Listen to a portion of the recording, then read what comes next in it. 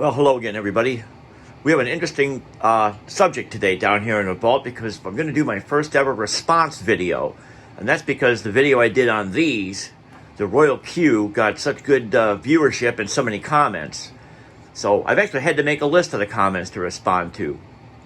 So we're going to look at that, and then we're going to look at some other Royals that followed the Q and maybe ones that preceded it. But first of all, thank you to everybody that watched that video, that liked it, new subscribers. If you like this kind of stuff, go ahead and subscribe, and you might encourage me to do more, but we'll see. In the responses to the video, I did send an email out to a bunch of old-time collectors that might not be on YouTube, and I smoked out Mike Brown. Now, Mike Brown is one of the old-timers. His work is one of the cornerstones that modern collecting is built on. That's not an overstatement. He published the magazine Type X for many years. And he's a fountain of information when it comes to original Royal typewriters. So one of the things he and also Ted Monk pointed out is that this typewriter is referred to in what are called the Sheridan files. And a reference to that is on the typewriter database. And that tells you that QX started at 600,000. So I deliberately left that out of the previous video for a reason. So that particular reference doesn't come from Royal Typewriter Company. It comes from Remington.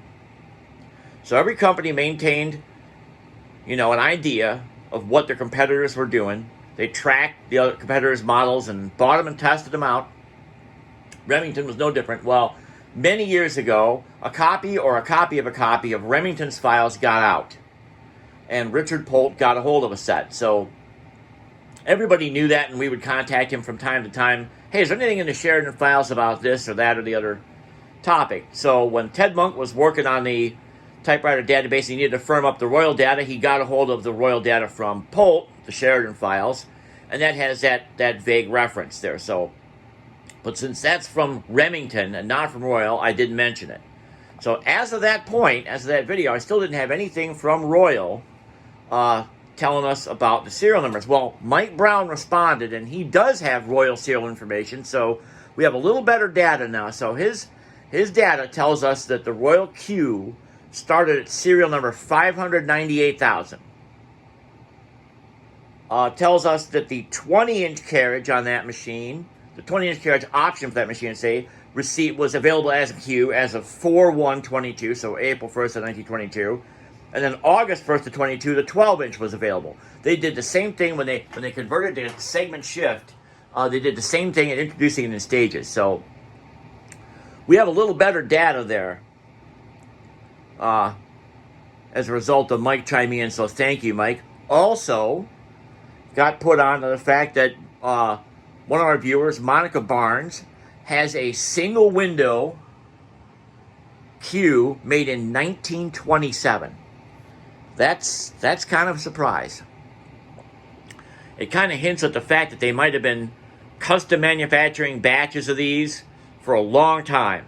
It really makes me wonder when the last bit is. However, I showed you in the, it's over there now, in the information from Regal from 1929, there is no mention of the Q available as a rough. So it really makes you wonder how many were out there, and almost totally convinces me that if they got traded into Royal dealers and went to Regal, they were scrapped.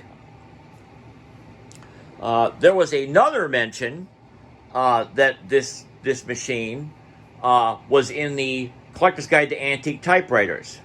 And I'm going to show you that here. We're talking about books here now. And so I've got a video on this channel talking about collector books, but I'll just go over this one again. These two books, the 1981 Collector's Guide to Antique Typewriters and then the Typewriter in Illustrated History by Dover, which is much newer, both of these use the same source document. So in 1923, trade paper, which generally referred to as Typewriter Topics, Typewriter Topics, did a history of the typewriter up to that time, and it was published as a separate volume, and tattered copies of that made their way around the collecting world for years. And many people had them. Beeching, in his book, lifts text directly out of that history without telling you that's where he got it. Other collectors like Adler and Rare clearly had access to the document and referred to machines in a way that hints that they did. Finally, Dan Post got a hold of it and created that first one you saw there, the small brown one, added advertisements to it, and published it as a collector's guide to antique typewriters. And by the way, for those of you that are old timers here, this physical copy, I bought this from Ernie Jorgensen at Office of Machines Americana, and it was the last copy he had.